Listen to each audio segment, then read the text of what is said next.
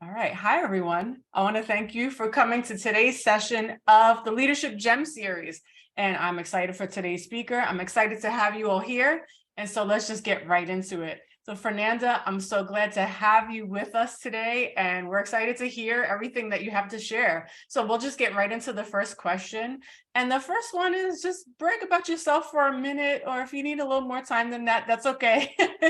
What were you involved with during your time at BMCC? So in 2019 is when I started BMCC in the in spring. So there, throughout the year, I was inducted member of National Society of Leadership in Success, NSLS, also Fada da Kappa, PTK, recipient of the Altitude Scholarship, also part of the first generation college student program, which is Panther Partners program. And where I also was the college assistant later on for them after being star ambassador at BMCC.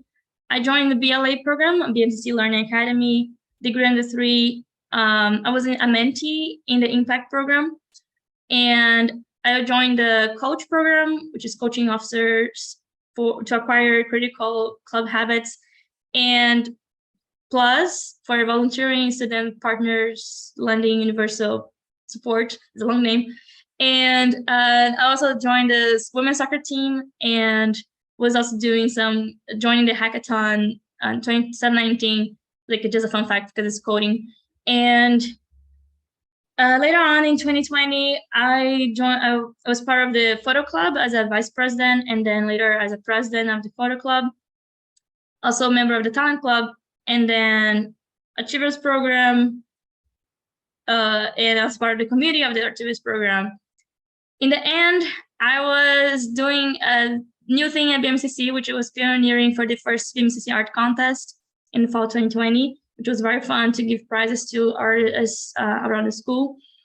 And later on, I became the valedictorian 2021.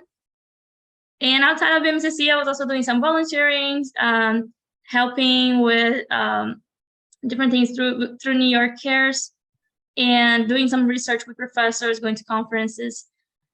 And one other thing that's fun fact is just I was doing a project with the Bronx River Art Center for a public art in the Bronx. So it was like creating a bench, and that was fun during the time of BMCC. So yeah, that's a summary. Thanks for sharing that. And while you were a student at BMCC, what were you studying? What was your major? Yeah, I was doing a studio, I forgot the whole name, it's a studio foundation, art foundation studio art, and with a specialization in photography. That sounds pretty cool. So we want to actually take some time to show your CCT, because you mentioned a lot of things, and we've been talking about the CCT since our first session of GEM. And the CCT, you get involved with different things, as Fernanda did. After the semester finishes, everyone who is in charge of those programs, who supervises those programs, sends in the names, and then so after the semester, your CCT will reflect your activities. This is what Fernanda's CCT looks like, and it's this one more page. So and Fernanda didn't even mention all of this, but some highlights for sure. And valedictorian, yes, we have a past valedictorian here with us, so that is awesome. And so yeah, here is the last page. So a lot of things. Thank you for sharing that. All right, so if we go to the next question. So you talked about what you did at BMCC. What have you been doing since you left BMCC? What have you been up to? I graduated in fall 2020. And then I transferred all my credits to the School of the Art Institute of Chicago, in abbreviations SAIC. So when I say SAIC, you know what it is. So in here is very interdisciplinary. I do work with film, video, like photography, performance, writing, mixed media installation. So it's a mixture of things. I don't have a specific major here. It's like you decide what you want to do. And throughout the year, I've been doing some films, and one got some small awards internationally, which is fun. And also joining exhibitions, created some exhibitions. And currently I have 3 jobs at school, and I'm a senior, so I'm almost graduating next May. Yeah. That's great. Yeah, thanks for sharing all that. And definitely the questions are coming up in the chat, and I'm making note of them for later on in the program. So it's the Leadership Gem series, so we got to talk about leadership. And so the next question is, who is someone you admire as a leader, and why do you admire them? So I have so many good people around me, like that I could say that I talk about. But I was looking back and thinking about my sister. We're 7 years apart, and she has been a leader many times in my life, of course. And we had disagreements, it happens, fights, but I learned a lot from her about patience and like how to be humble and serve others with what you have. And there are many ways that she could show me how wise she was to don't escalate situations and solve problems in different ways. That was very, very impactful for me. And all these qualities just make me feel like, yeah, I really want to mirror these things, how to have patience while being a leader. Maybe like there's so much going on, or serving others, not just keeping everything to yourself, but actually sharing with others what you know, what you have. And I think those are very important things for me. Yeah, thank you. You shared some things that you learned from your sister. So what is one lesson that you learned during your time as a student leader at BMCC? Yeah, that's a good one. So there are a lot of things to learn, but the main thing is get out of your comfort zone. I feel like if you like do things that yourself from 2010 wouldn't do, well, nothing too crazy, but if you have an idea, try it. Just experiment with it.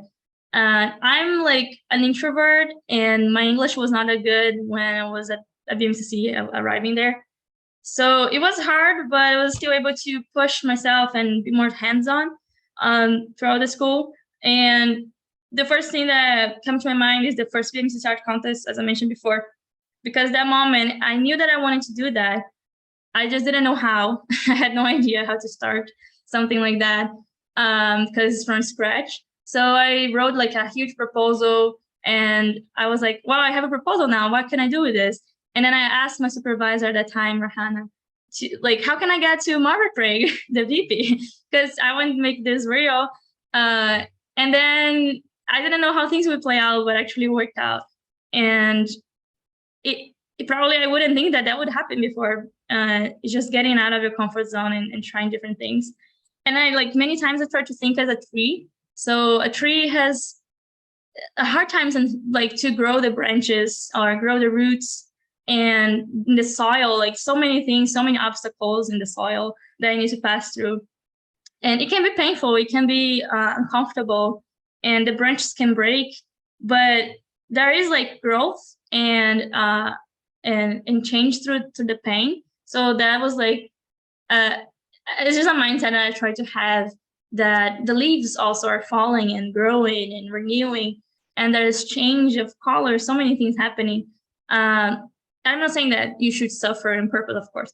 I'm just saying that there's a bright side to understand like how to learn through struggles or learn through change. And I think that's a good thing to get out of your comfort zone. And yeah, it can be uncomfortable, but it is worth it because there's something being developed and improved through that. Wow, thank you. All right, so be like a tree and just try to go with the flow as the changes happen. Sometimes you have leaves, sometimes you don't. Yeah. And fun fact, my name Carvalho is oak tree in Portuguese, so that's why I have a relationship with trees. Oh, look at that. See, we're learning. We're learning today. So, all right, so tell us more. All right, so knowing what you know now, what advice would you give to yourself? So the you before you were a student leader. So what advice would you give to yourself before you were a student leader? Yeah, so this goes more like maybe to international students or people who speak different language besides English, and like English is not the first language. because as an international student, I felt like I was going to fail. Just arrived at BMCC, I could barely but I write long essays. It was like very recent that I just started writing. And I was afraid of language barrier. So I think I would tell myself in that time that, like, don't worry, things, you're going to get used to it soon. And I shouldn't be afraid of speaking up. If I need it, it's okay to have an accent. I shouldn't be ashamed of that. And like BMCC is so diverse, so I feel like it's a safe space. If I should have known about this earlier, like I really know about this. It's amazing BMCC. But if I knew about this earlier, I think I would feel more comfortable, like more in peace with myself, or relaxed to say things in different situations. Like I almost failed the math test when I was entering BMCC. Like we had to, I don't know if they have it still there, but have to take a test for placement test for math and English. I almost failed the math. I didn't fail, but in the English one, I was placed in an ESL class for people who need to learn more English. So in that time, I was like, okay, now I'm starting like this. I don't know what's going to be for me. Like my GPA is going to be over. I don't know what to do. But it's very different. Like I think my first semester, I was very afraid, and things change eventually. But many times I would avoid saying things or answering things or being the spokesperson of something because I was afraid of how I speak, or like grammar, accent. And I think I wish I could think differently in the first semester, but it doesn't mean that it blocked me to do anything. Well, not everything, but some things. It affects in somehow. But yeah, working on that confidence would help a lot in that time for becoming a leader. Wow, thank you. And then you ended up giving the valedictorian speech. Yeah, it was hard. Wow. All right. So this program is called GEM, and a gem is a sparkly, precious stone. So what would you say was your sparkly moment or your highlight as a student leader at BMCC? Yeah, I could say it was being valedictorian, but actually I think I would say it was the first BMCC art contest, because like I'm very honored to be a valedictorian, of course, but I feel like it's more a result of the efforts.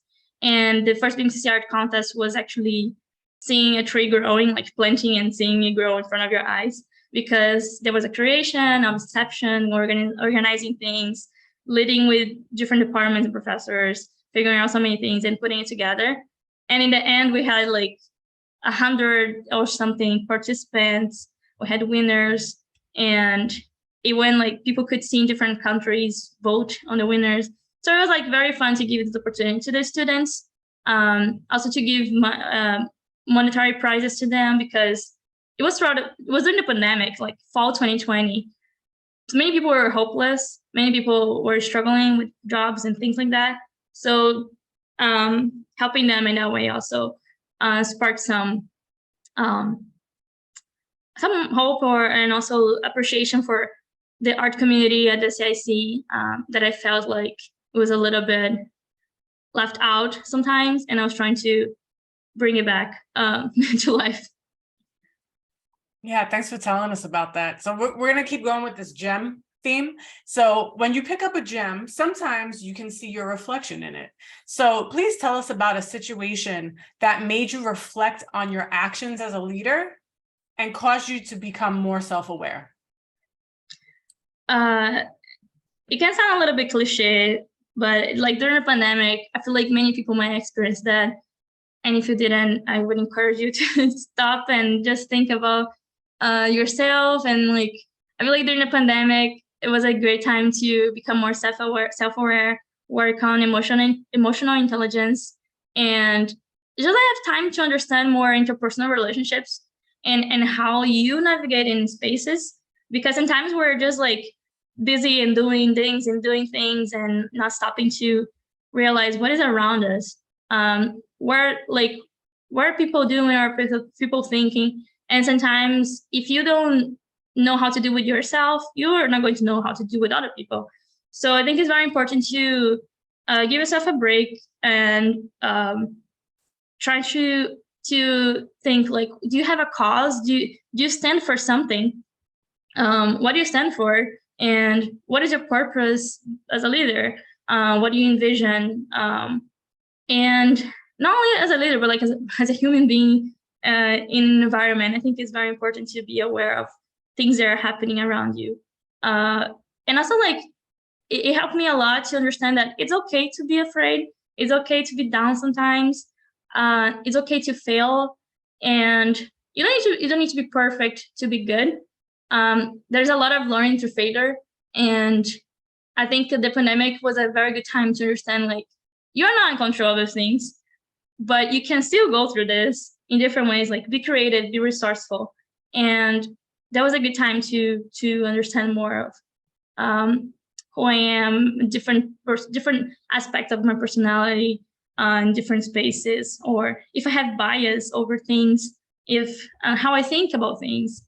So yeah, there's a lot of big thoughts about life in the pandemic. Yeah, thank you. So also, did I notice, do you have a BMCC shirt on? Yeah, I do. Oh, you got that pride. I love it. Yeah. All right. So before we go into the questions from the students, please drop a gem of knowledge. What is one piece of advice you would give to GEM members here today?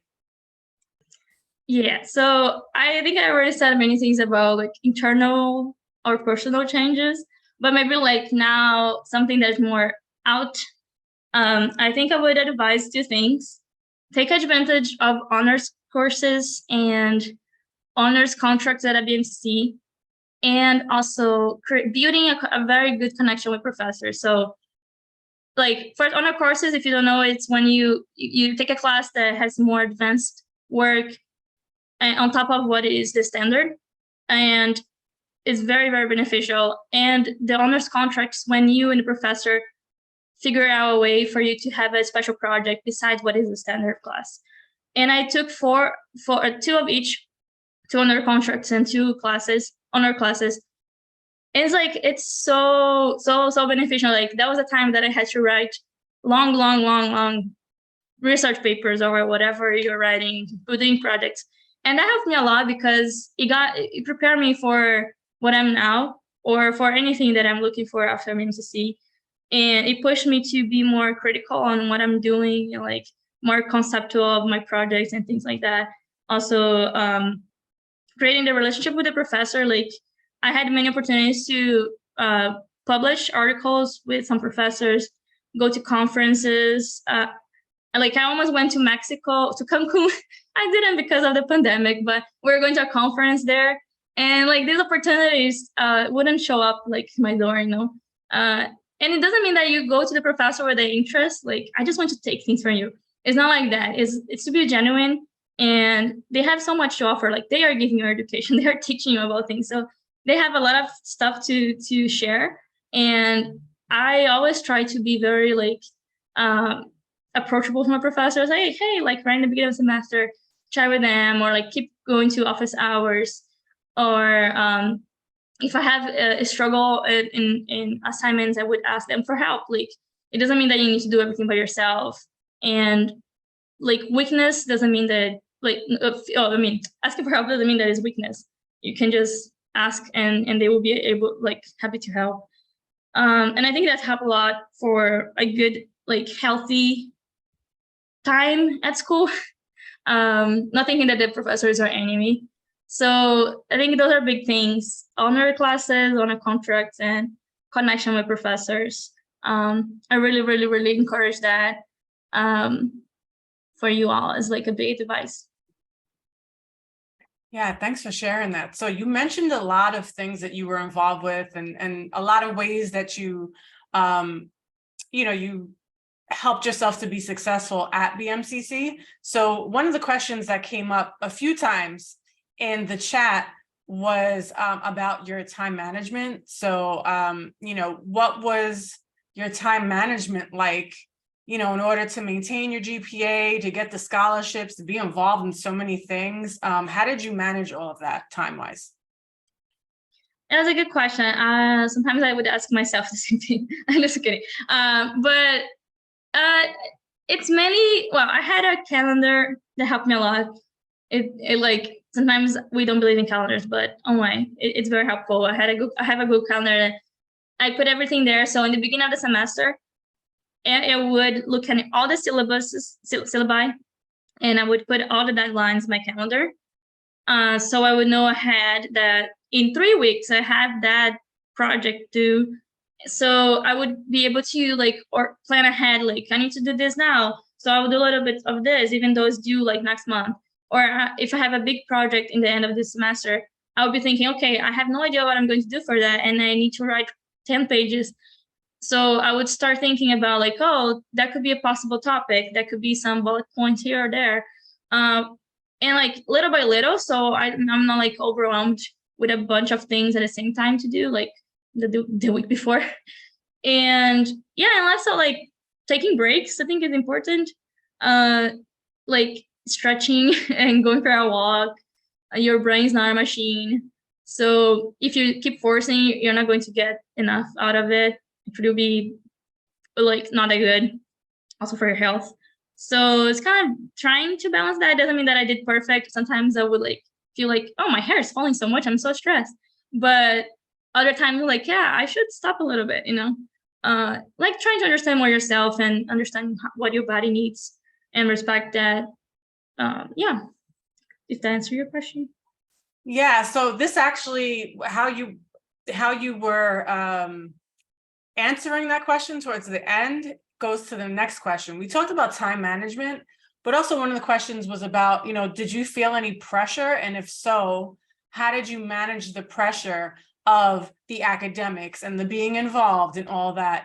You know, did you have any support, or like, what did you do? You talked about like going for a walk, taking breaks, but what are some things that you did to manage, or possibly still do, to manage the pressure that comes with being involved with so many different things? So let's see. I think like, well, I lived with my sister, my brother-in-law at that time. It was a BMCC, so every day at home, like I could at least like share with them sometimes if I had some struggles, and even if it was like just to talk about it, it would be good for me to release some tension. And if I was feeling pressured about something, and sometimes we would talk about my projects, like, and just talk for hours, and that would help, very helpful. And other times, well, during the impact program in my first semester, I had a mentor, and that was very helpful also to line up, like, figure out like some goals. And I feel like for the pressure also, it was like, well, just a back history of what I was before BMCC. So I'm from Brazil, and I was there. I graduated from high school, and then I was about to start college for 1 semester, and I didn't want like less than 1 semester, because, and then we had to leave the state because of my parents' job. And then because of that, we went to a more expensive place that I couldn't afford college. So I ended up that I had 2-year gap of school before BMCC. I was like not studying in college, whatever. And I was like, oh, my life is delayed. And also I couldn't get into a public school there. It was like free, but it's very, very hard to enter. So I was like, I guess I'm not smart enough. And I was very down before BMCC. And then when I came to BMCC, it kind of like things changed. And I think like the desire to take advantage of the things that I didn't have before were very powerful, because I was like, I know what it is to be 2 years without doing not going to school. I was doing some volunteer, but I was not going to school for 2 years. And I felt like my life, I don't even know what is going to happen. I was like in Brazil and not knowing what to do. I didn't have money. So like, it's just like, it was very strong internal desire to pursue something that I was like thirsty, or like I really wanted, that I was hungry for this.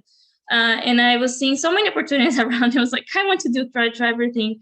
Sometimes it felt like the pressure, but I would think that I would analyze before taking on something. I would analyze what I intend to get from that, and that would help me to keep more calm. Like in moments of stress, I would just think, okay, why I'm doing this, what I want to get out of this, and I would understand. Yeah, I'm doing this only for 1 month or 2 months, and I would be done with this, and I'll have these skills, something like that. And like, yeah, I'm not saying that it's a perfect word that everything works out, but it helps to understand what are your goals and how much effort you want to put into that. And of course, having a support in the family or people around, friends, I think is very helpful. Thank you. Yeah, so you mentioned goals, and one of the questions that's been coming up a few times, people are curious, since you've been involved in so many things and still are, do you have some like ultimate goal in life, or some, just something that you're like, this is like the big thing for me? Do you happen to have something like that? And if so, what is it? Yeah, I do. So I really like to work with current issues and like kind of activism related, like art and activism. So many of my projects are like related to social issues and like cultural things. So one of my big projects is to create it's not a museum, it's not a gallery, it's something in between, but it's movable. So it's like an idea that I've been thinking about, and a way to showcase emerging artists, and at the same time talk about like open space for current issues that are happening, and somehow act on that. So it's just like many details on this project, but in summary, it's creating this space to support minorities, to talk about the issues the minorities go through, and yeah, it's like something that I would think that it would go to different states or different countries. It's like a movable thing that also can expand. So yeah. Wow. So when that comes to New York City, I think you got a whole bunch of people here who are going to go. Am I correct? You put in the chat, right? Do you agree?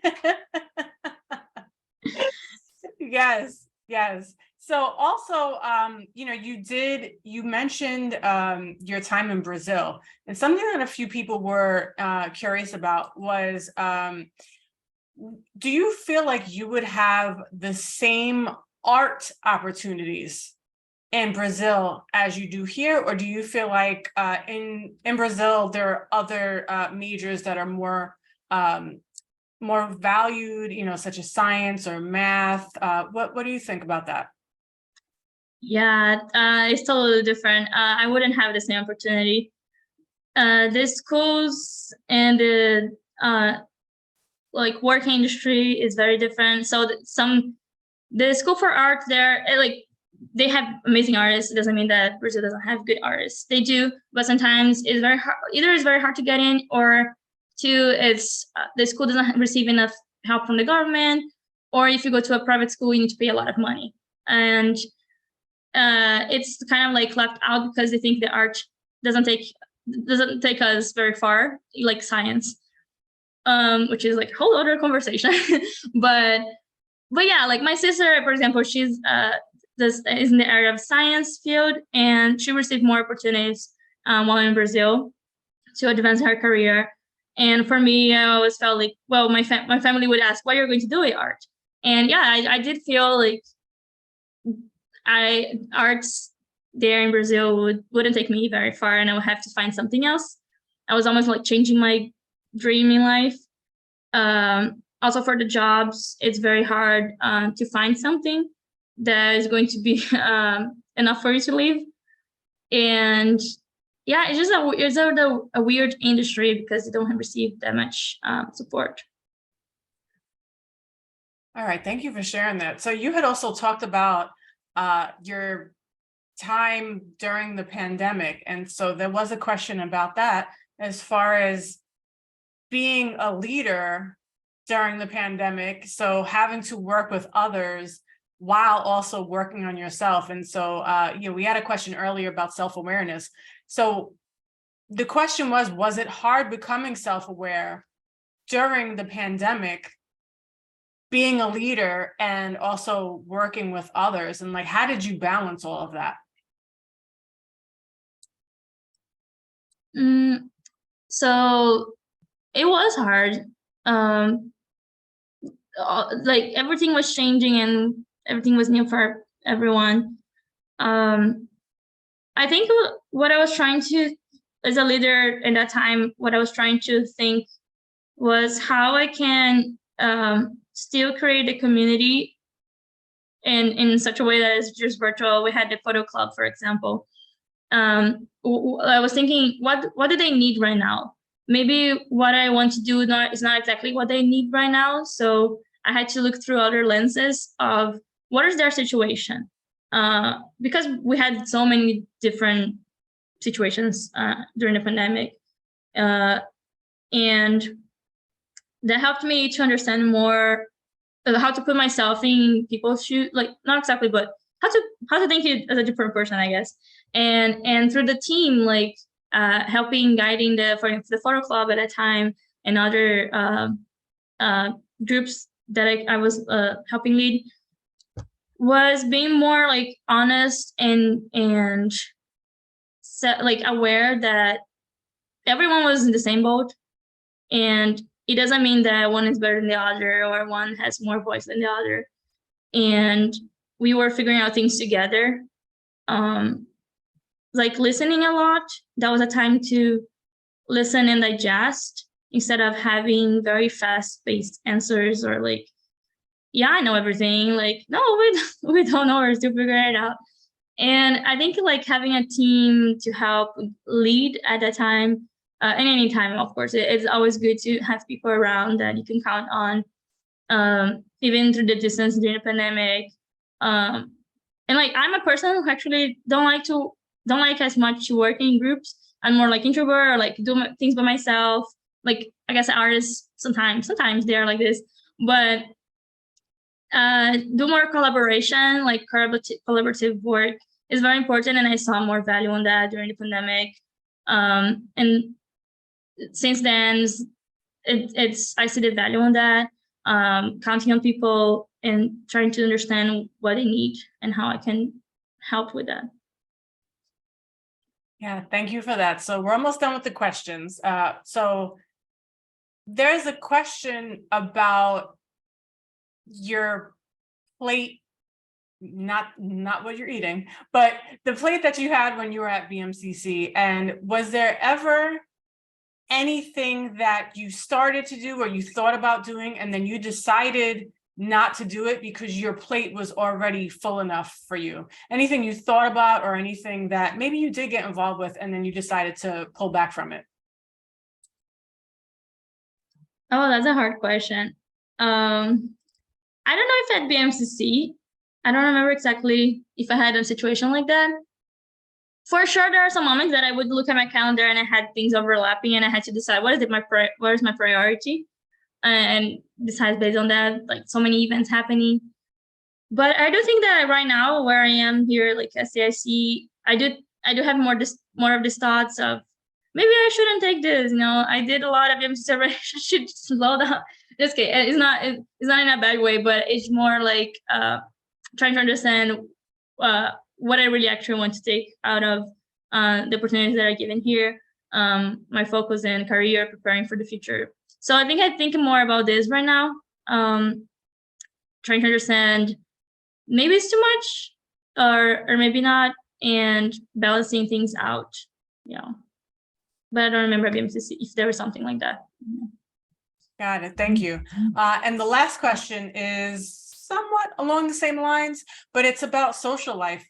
So, being a leader and being involved on campus, having that motivation to be academically successful, did you find it difficult to socialize, to connect with your friends? And, you know, how did you manage the outside BMCC relationships?